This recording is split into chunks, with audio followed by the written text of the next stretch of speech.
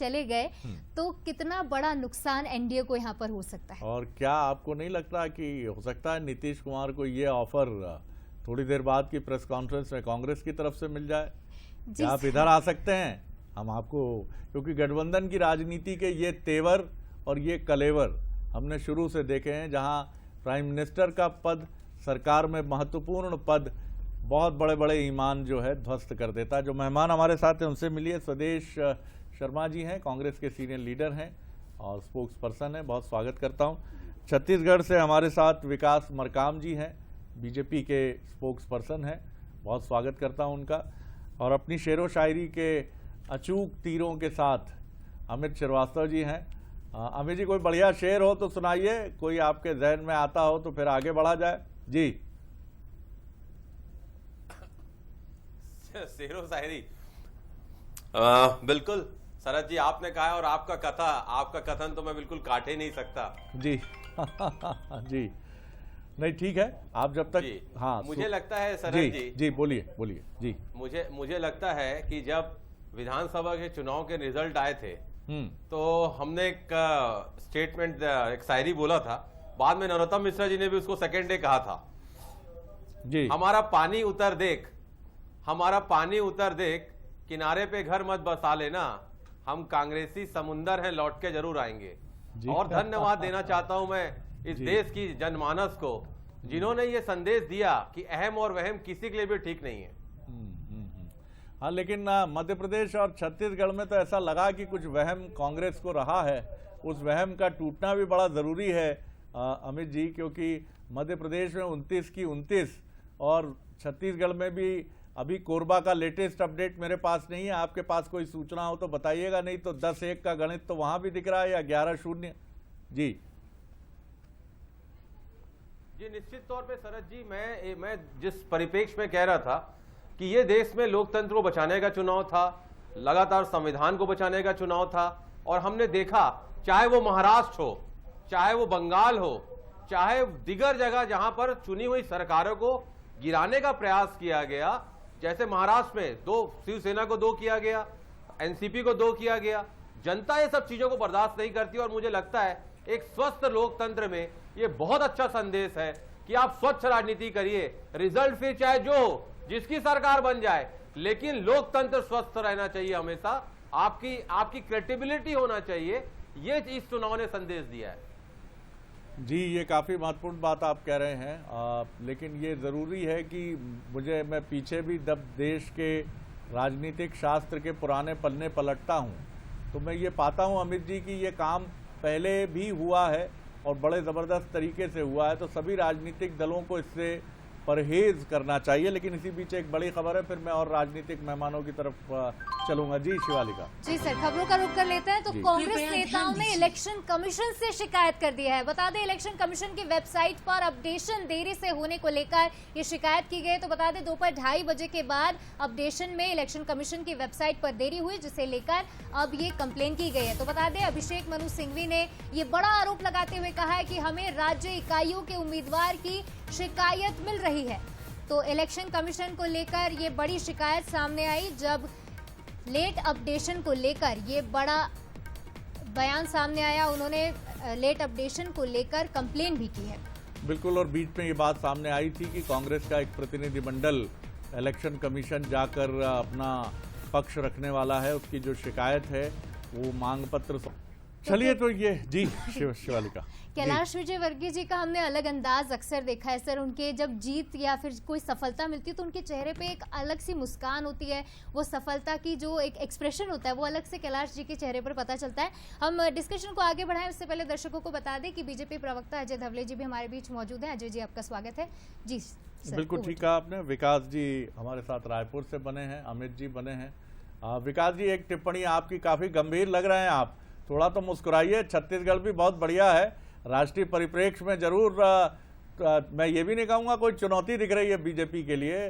290 plus का NDA जिस तरह आगे बढ़ रहा है, क्या रिएक्शन है आपका सर? जी विकास जी।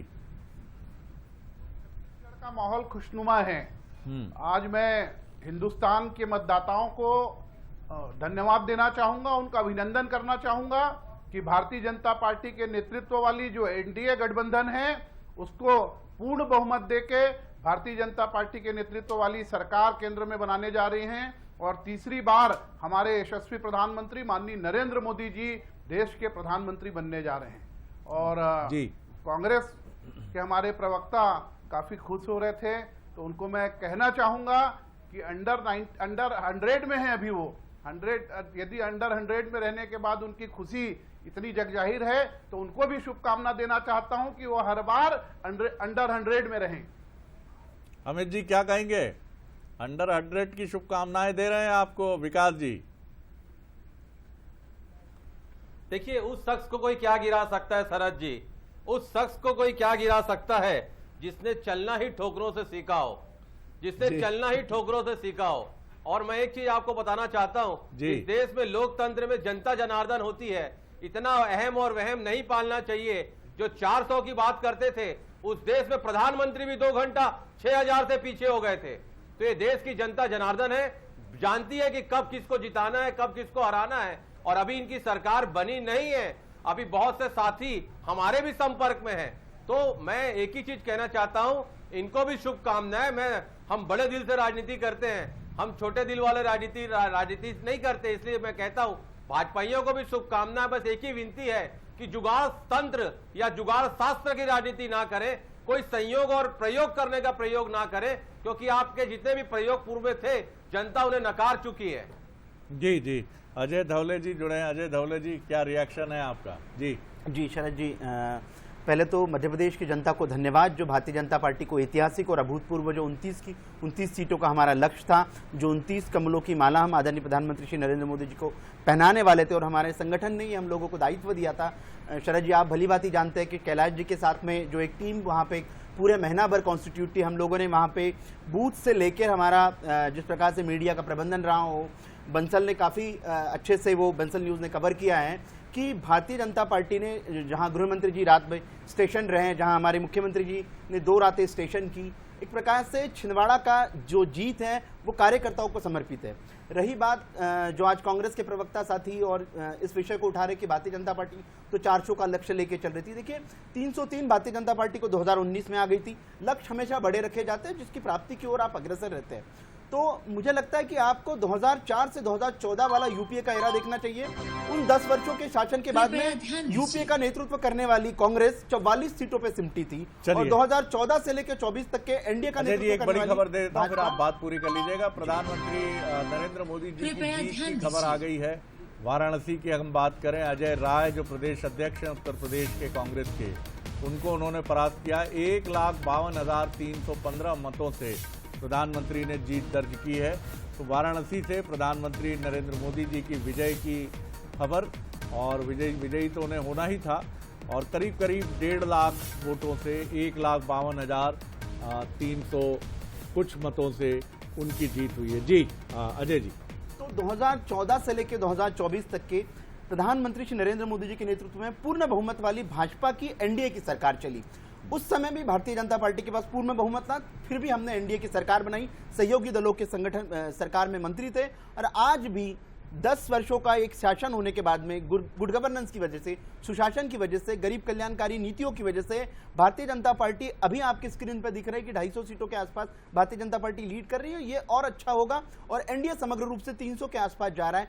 ये आपको दिखता है कि प्रो इनकम्बेंसी का वोट होता है, देश गुड गवर्नेंस को वोट करता है और बार बार ऐसी सरकारें चुन के लाता है। पहली बार भारत के स्वतंत्र इतिहास में नेहरू जी का कालखंड यदि हम छोड़ दें, जिसमें क्योंकि विपक्ष नहीं था, विपक्षहीन सरकारें बनती थी, लेकिन जब विपक्ष है और दमदारी के साथ में सत्ता प्राप्ति के लिए एक बेमेल बिना आइडियोलॉजी का गठबंधन जिस विपक्ष ने बना लिया, वो आपके सामने था। फिर भी एनडीए ने दमदारी के साथ में वापसी की है। ये देश की जनता ने प्रो इनकम्बेंसी का वोट देकर भारतीय जनता पार्टी के नेतृत्व में एनडीए की सरकार स्थापन की है। हम देश की जनता को धन्यवाद देते हैं। निश्चित रूप से लोकतंत्र में इन बातों से विश्वास बढ़ेगा। और एक बहुत महत्वपूर्ण बात है कि जो विपक्ष हमेशा सवाल उठाता था, ईवीएम पे सवाल, चुनाव आयोग की निष्पक्षता पे सवाल, फॉर्म 17C को लेकर भ्रम फैलाने की राजनीति, अगर वास्तविक मुद्दों की राजनीति देश में हो तो एक सशक्त विपक्ष भी दिख सकता है। ये चुनाव की वानगी है।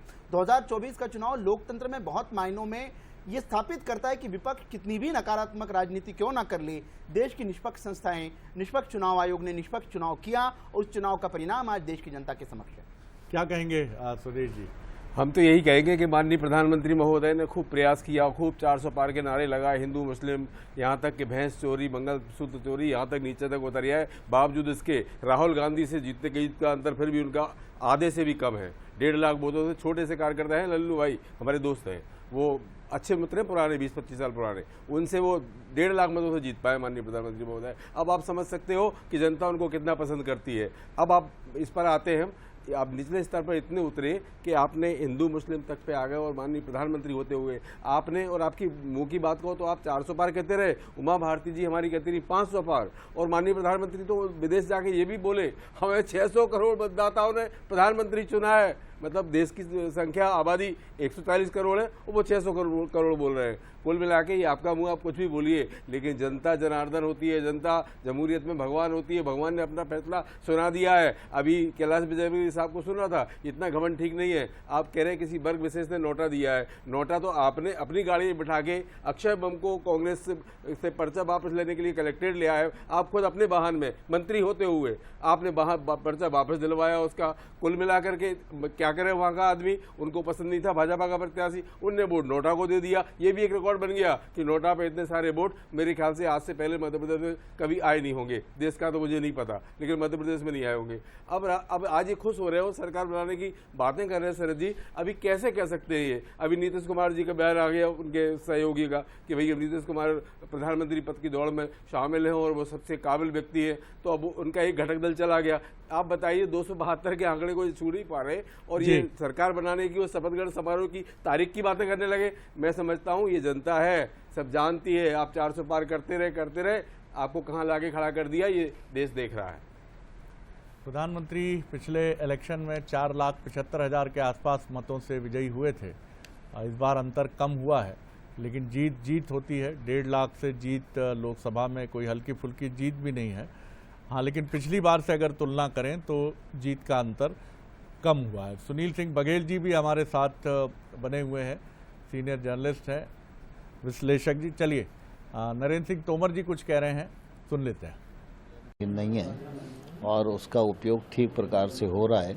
मैं समझता हूँ कांग्रेस के लोगों को भी, बाकी लोगों को भी भारत की जो चुनाव प्रक्रिया है उस पर गौरव होना चाहिए और इस चुनाव प्रक्रिया पर, चुनाव प्रक्रिया में पारदर्शिता पर, और आसानी से हमारे यहाँ कुल मिला के चुनाव होते हैं और चुनाव परिणाम आते हैं, सरकारें बनती हैं, बिगड़ती हैं। इससे अच्छा डेमोक्रेसी का उदाहरण और कहाँ दुनिया में देखने को मिलता है। 400 पार की बात थी, लेकिन सीटें कम आ रही। स्वाभाविक रूप से हम लक्ष्य तय किए थे, लेकिन लक्ष्य तक कई बार नहीं पहुंच पाते हैं।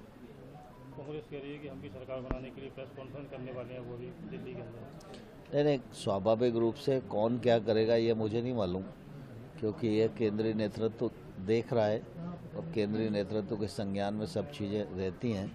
लेकिन नरेंद्र मोदी जी के नेतृत्व में एनडीए की गवर्नमेंट बनेगी।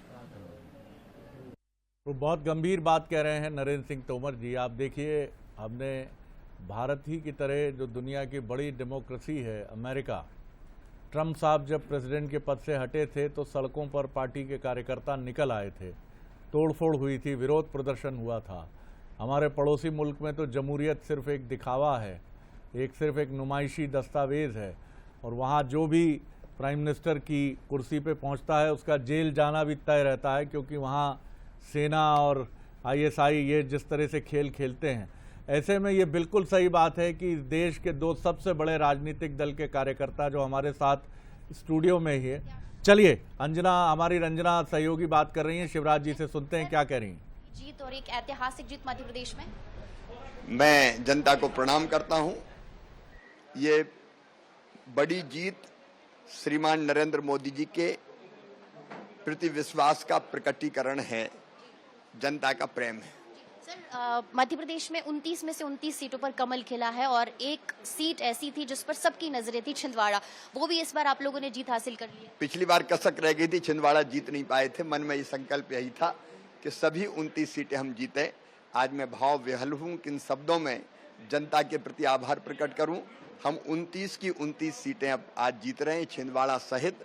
जनता को प्रणाम। एमपी के मन में मोदी है, ये एक बार फिर जनता ने सिद्ध किया है प्रदेश नेतृत्व ने भी जो परिश्रम किया उसके लिए उनको मैं बधाई देता हूं और कार्यकर्ताओं को प्रणाम करता हूं।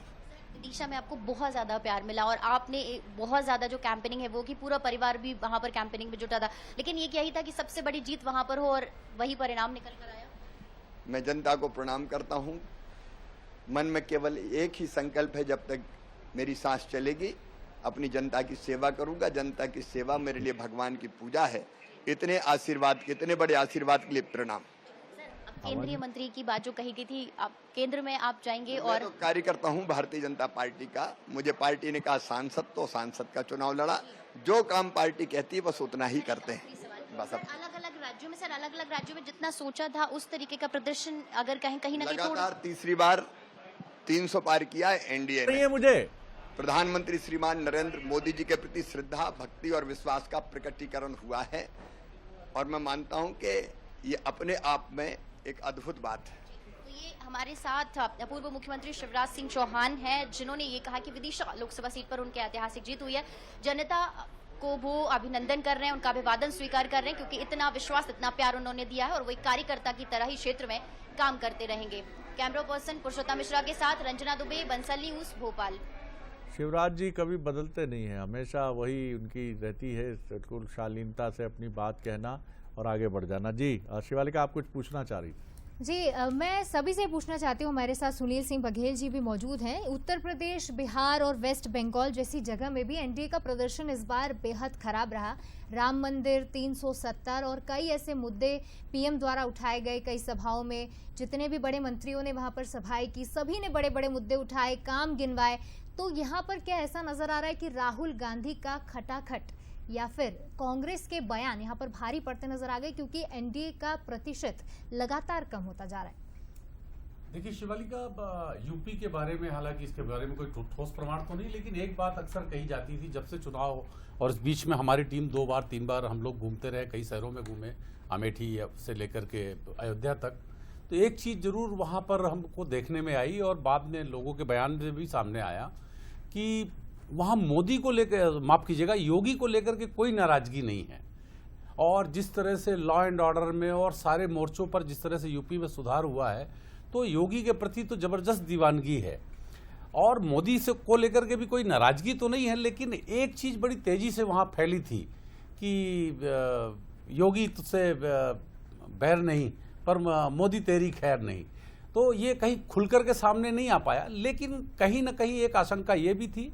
दूसरी चीज कि जो राहुल और जो अखिलेश की जो केमिस्ट्री थी वो बड़ी जबरदस्त थी। आप देखिए, चाहे वो आजमगढ़ हो, चाहे वो यूपी हो, इलाहाबाद की सभा हो, फूलपुर की हो, तो आप देखिए कि करीब 45 डिग्री तापमान में जिस बड़ी तादाद में युवा आ रहे थे। और एक जो सबसे बड़ी बात कि जो बीएसपी के जो एक उनके जो मायावती ने आनंद प्रकाश जी को, जिनको अपना उत्तराधिकारी नियुक्त किया था, उन्होंने कुछ तल्ख अंदाज में बात की और उसने बीएसपी के युवाओं में बड़ी गहरी पैठ बनाई रही है सुनील जी। और ये बड़ी खबर उत्तर प्रदेश से ही है कि 6 कैबिनेट मंत्री मोदी मंत्रिमंडल के जो उत्तर प्रदेश से आते हैं वो हारे हैं। स्मृति ईरानी, अमेठी से सफलता नहीं मिली उन्हें, चंदौली से महेंद्र नाथ पांडे हारे हैं, और टेनी गृह राज्य मंत्री जो हैं लखीमपुर खीरी से अजय मिश्र टेनी हारे हैं।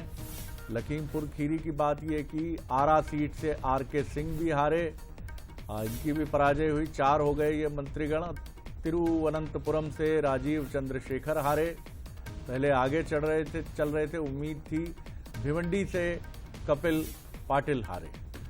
तो कुल मिलाकर राजस्थान के बाड़मेर से कैलाश चौधरी हारे। ये सिर्फ उत्तर प्रदेश से नहीं है, ये देश के अलग अलग हिस्सों से आने वाले मंत्री हैं और इनकी पराजय हुई। और जहां तक ये बात है उत्तर प्रदेश की, एक थ्योरी ये भी उभर कर सामने आ रही है कि बीजेपी का आत्मविश्वास बड़ा प्रबल रहा और होना भी चाहिए, क्योंकि आप बहुत अच्छे ढंग से आगे बढ़े और इस चुनाव में भी कहीं जनता ने भी नहीं पता चलने दिया कि कहीं कोई लहर है।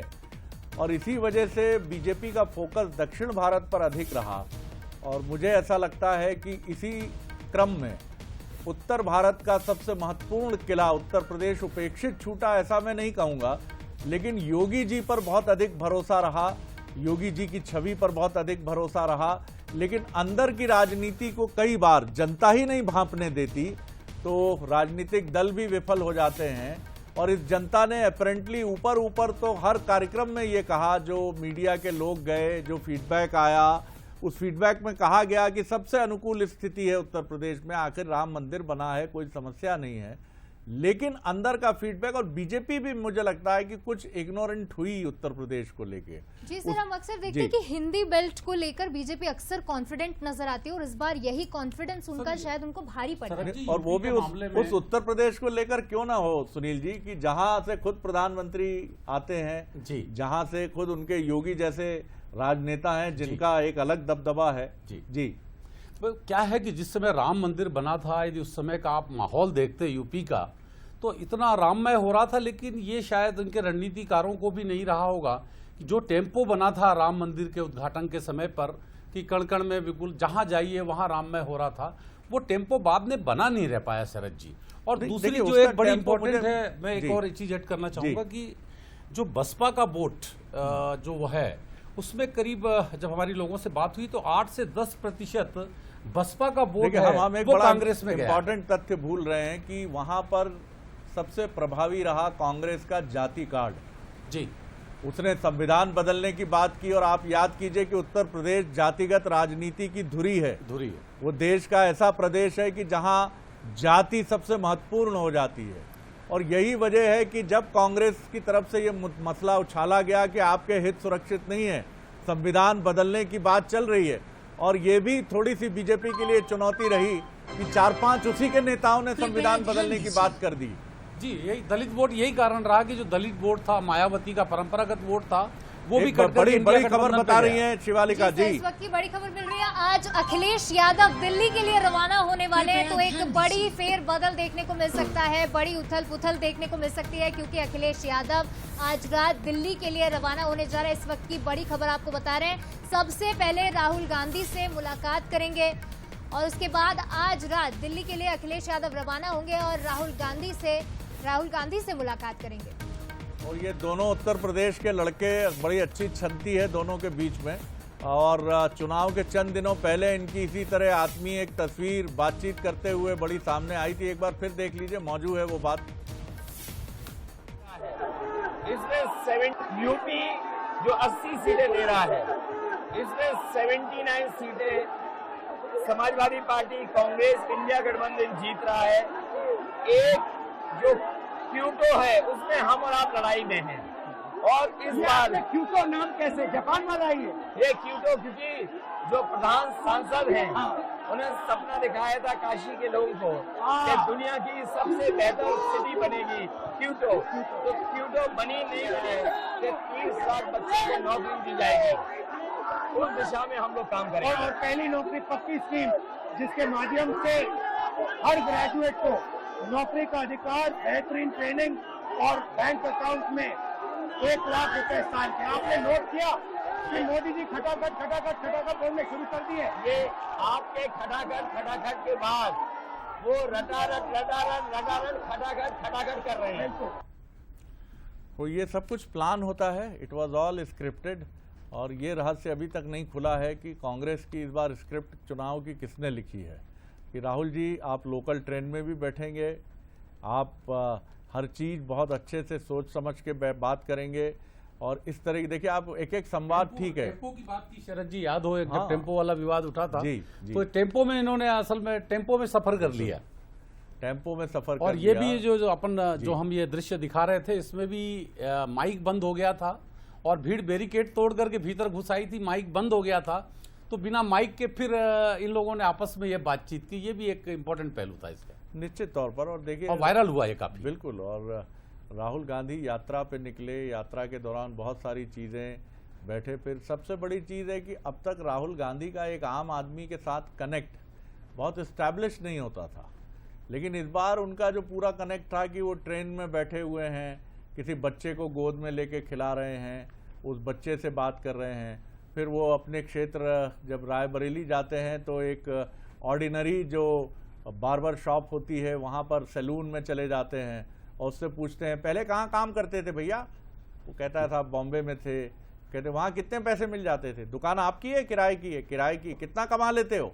तो ये जो सारी चीज़ें थी इन चीज़ों के जरिए वो कनेक्ट स्थापित करने की कोशिश की जो बीजेपी में नरेंद्र मोदी जी का ऑलरेडी है और बीजेपी के अनेक नेताओं का है, लेकिन राहुल जी की छवि थोड़ी अलग रही इसके पहले। तो इन सारी चीज़ों पर काफ़ी काम किया गया और उसको लेकर आगे शहजादे की छवि को तोड़ा है। लेकिन मैं जरूर जानना चाहूंगा सुनील जी आपसे कि मध्य प्रदेश में क्या गलत हुआ? पूरी कोशिश की कांग्रेस ने यहाँ, और हम लोग ये मान भी रहे थे कि यहाँ पर अच्छी सीट्स मिल सकती हैं, एक से अधिक सीट्स मिल सकती हैं। मतलब मध्य प्रदेश में कांग्रेस को ये समझ नहीं आ रहा है कि अपने नेता की इस उपलब्धि पर वो खुश हों या मध्य प्रदेश की इस कसकने वाली पराजय की वजह से दुखी हों। शरद जी, बड़ा स्पष्ट कहूं कि इसमें कोई दो राय नहीं कि मोदी जी का करिश्मा तो अपनी जगह है, और हम जहां भी जाते थे तो कई जगहों पर यह जवाब होता था कि किसको वोट देंगे, तो वो प्रत्याशी का नाम नहीं जानता था, मोदी जी कहता था। लेकिन और उससे थोड़ा सा पीछे जाएं तो ये कहना पड़ेगा कि शिवराज सिंह ने जो लाडली बहना और योजना लागू की और जितनी तेजी से इम्प्लीमेंट किया, और फिर उसके बाद जो उन्होंने एक आधार तैयार किया तो उसको डॉक्टर मोहन यादव ने जिस तेजी से आगे बढ़ाया, मतलब कहीं एक गैप नजर नहीं आया। वो जो परफॉर्मेंस था पुरानी सरकार का, बीजेपी का, उस परफॉर्मेंस को, टेम्पो को डॉक्टर मोहन यादव ने और आगे बढ़ाया। तस्वीरें जो आप देख रहे हैं सुनील जी, ये वही तस्वीरें हैं जहां कुछ ही देर बाद राहुल गांधी जो हैं पार्टी कार्यालय पहुंच गए हैं और प्रेस कॉन्फ्रेंस की तैयारी है और मीडिया का हुजूम है। और मुझे लगता है जिस तरह की सरगर्मियां हैं, राहुल गांधी आने ही वाले हैं, मल्लिकार्जुन खड़गे और राहुल गांधी। तो थोड़ी ही देर में राहुल गांधी की प्रेस कॉन्फ्रेंस, मल्लिकार्जुन खड़गे भी इस प्रेस कॉन्फ्रेंस का हिस्सा होंगे और थोड़ी ही देर में राहुल गांधी वहां पहुंचने वाले हैं। और प्रियंका गांधी भी हम देख रहे हैं कि प्रियंका गांधी भी वहां सुन रहे हैं कि वो भी आने वाली हैं और थोड़ी देर बाद प्रियंका गांधी भी वहां पहुंचेंगी और काफ़ी प्रसन्न मुद्रा में नजर आ रही हैं प्रियंका गांधी। आपको दिखाएंगे तस्वीरें, पीले रंग की साड़ी पहने हुए हैं वो और तेज कदमों से बढ़ रही हैं वो। शरद जी, जब तक प्रेस कॉन्फ्रेंस चालू हो तो शायद हमने बहुत देर से नीतीश जी की खबर नहीं ली है कि नीतीश जी को लेकर के आपने दोपहर में एक घटना बताई थी कि उन्होंने शरद पवार से मुलाकात की है, और अब बात निकल करके आगे आ रही है कि उनको उप प्रधानमंत्री का इंडिया वालों ने ऑफर किया है।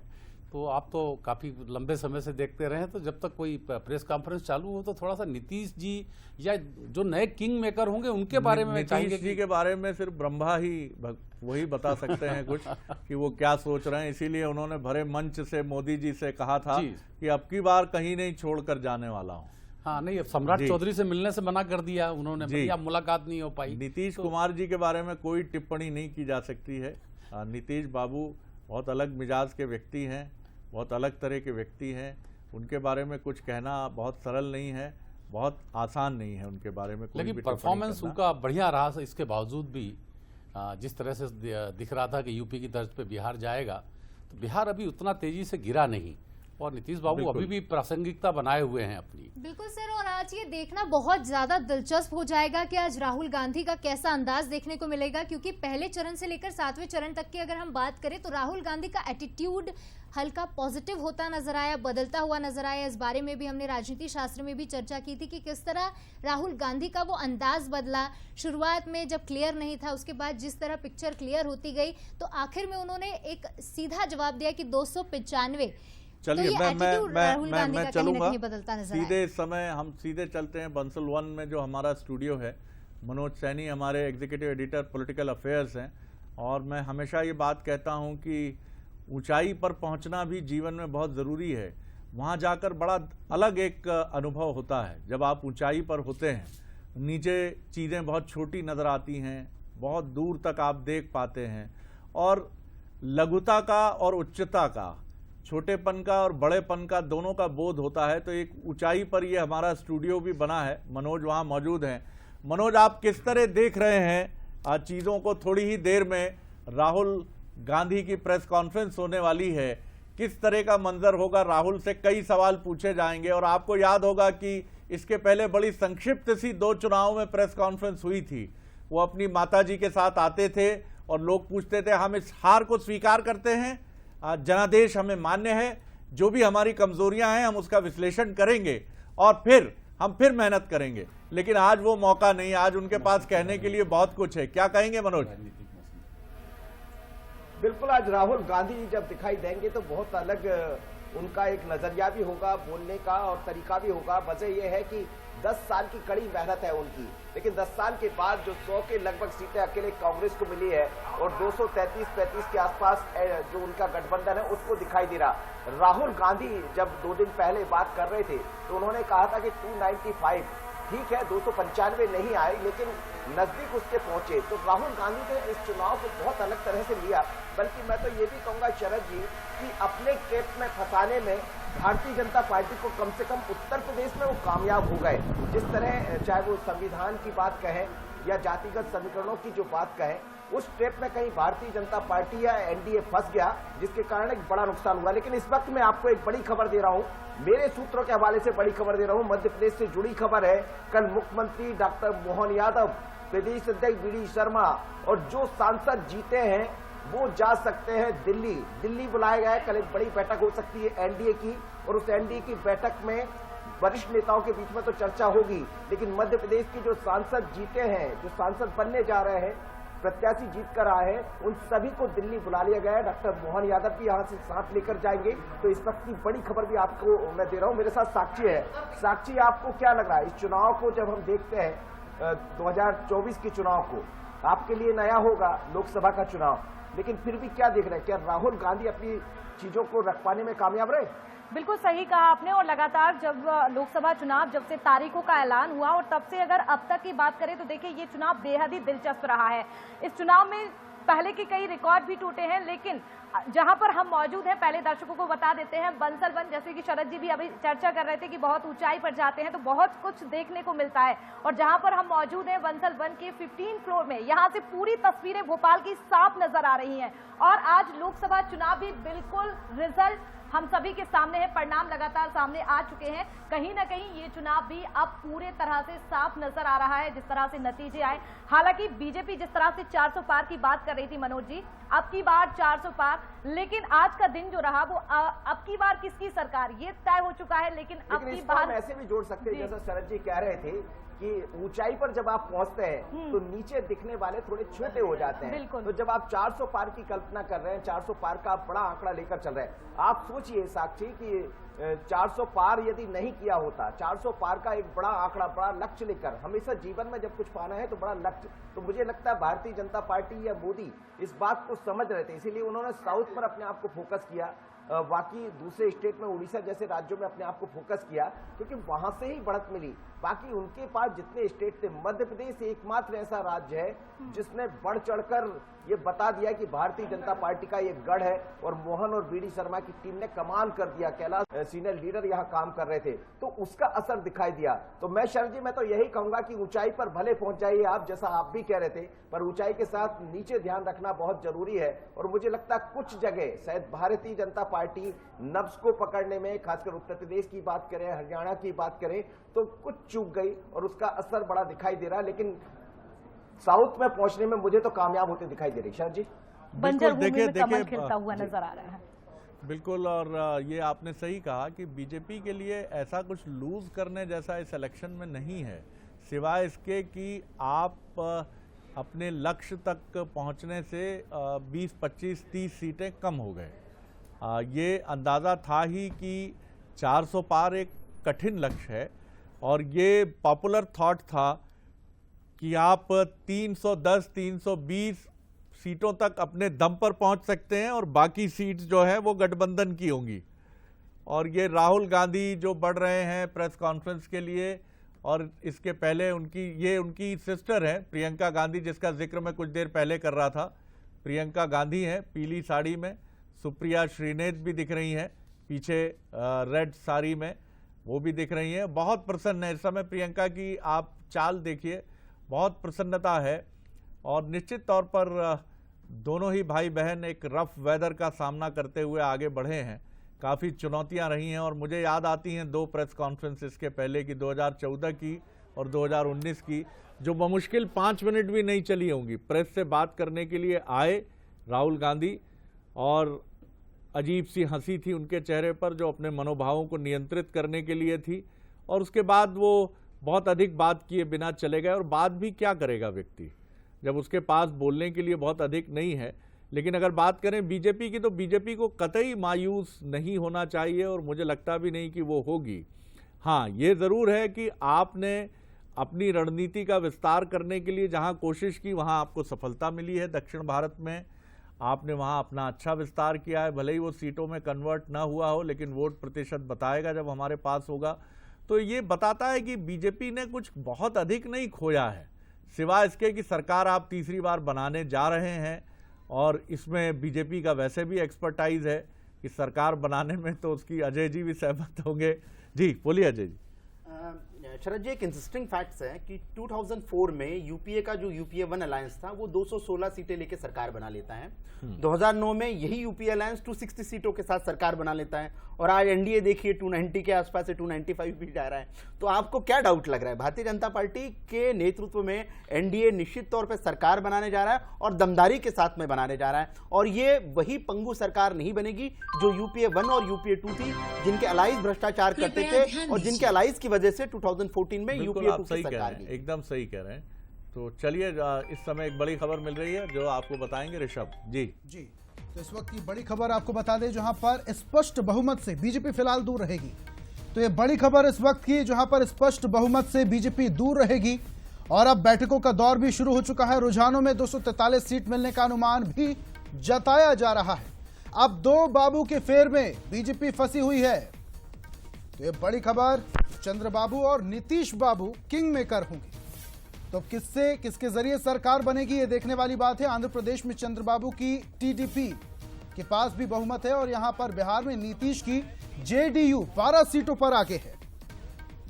चलिए, डिप्टी पीएम फार्मूला भी चर्चा में है, क्योंकि इसके पहले अटल बिहारी वाजपेयी के समय दिग्गज बीजेपी नेता लाल कृष्ण आडवाणी डिप्टी सीएम फार्मूले के तहत डिप्टी पीएम बनाए गए थे।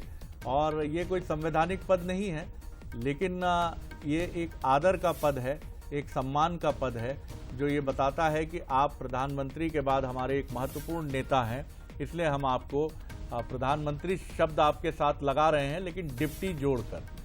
तो ये एक चीज़ है। और कुछ ही, ये मल्लिकार्जुन खड़गे आप देख रहे हैं बैठ चुके हैं और कुछ ही क्षणों में मुझे लगता है कि राहुल और क्या प्रियंका भी डायस शेयर करेंगी, हो सकता है, बिल्कुल बैठे हैं वो यहाँ। तो सबसे पहले यहाँ, और जैसा मनोज ने बहुत इंपॉर्टेंट सूचना दी, ये सोनिया जी, राहुल जी भी अब आ गए हैं प्रेस कॉन्फ्रेंस के लिए। सोनिया जी भी काफ़ी प्रसन्न दिख रही हैं। तो बैठो माँ, राहुल ने इशारा किया, आप बैठो, मैं भी बैठता हूँ। बेटे को सौंप करके आई थी। जी जी जी, मिल गया है उन्हें। जयराम रमेश जी हैं। खड़गे साहब ने अपने खास अंदाज में कहा, आप तो बैठिए, होता रहेगा सब, आप इधर आइए, आज तो सब कुछ आप ही को कहना सुनना है। खड़गे जी क्या कह रहे हैं कि अच्छा मैं बीच में आ जाऊं क्या? आज के विशेष थोड़ी जगह बनाने की कोशिश हो रही है। सभी का स्वागत है। चलिए, शुरू।